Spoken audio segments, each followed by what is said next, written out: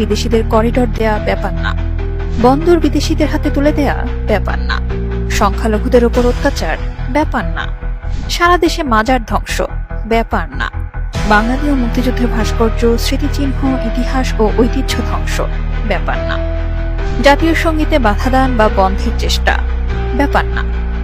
বাংলাদেশকে গোলাম আজমের বাংলাদেশ বানানোর চেষ্টা ব্যাপার না, সাংবাদিক, শিল্পী, রাজনৈতিকদের নামে অসংখ্য হাওয়াই মামলা ব্যাপার না, মানুষের বাড়ি ঘরে হামলা, লুটপাট, অগ্নিসংযোগ ব্যাপার না, মানুষকে পিটিয়ে মারা ব্যাপার না, শিক্ষকদের পিটিয়ে পদত্যাগ করিয়ে ছাত্রছাত্রীদের অটোপাস প্রদান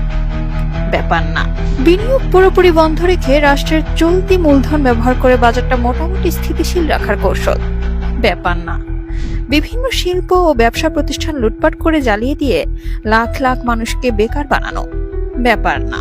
টেম্পো স্ট্যান্ড থেকে মাছের আড়ত সবখানে 24-এর বীরদের সাহসী চাঁদাবাজি ব্যাপার না,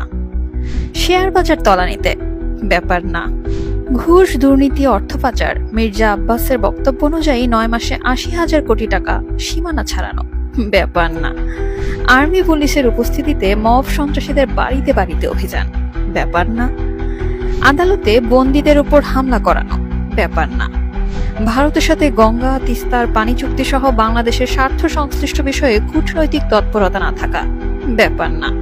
ভারত সরকার ট্রান্সশিপমেন্ট সুবিধা ও স্থলপথে রপ্তানির সুযোগ বাতিল করেছে ব্যাপার না, আমেরিকা বাড়তি ট্যাক্স বসালেও ব্যাপার না, স্টারলিংকে একরকম বিনা রয়্যালিটিতে বাংলাদেশ ইন্টারনেট ব্যবসার সুযোগ দেয়া ব্যাপার না,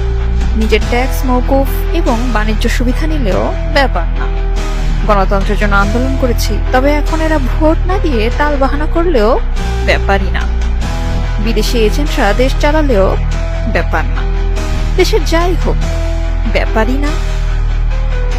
বহু মানুষের মন থেকে ব্যাপার না প্রকাশ পাওয়ার কারণ কি? কারণ বহু লোক বহু অপরাধ করেছে, যার প্রতিফল আসতে পারে এই ভীতি ব্যাপার। নিজেদের অপরাধকে নিজেরা ভয় পাচ্ছে, তালিকাটা আরো অনেক বড় হবে।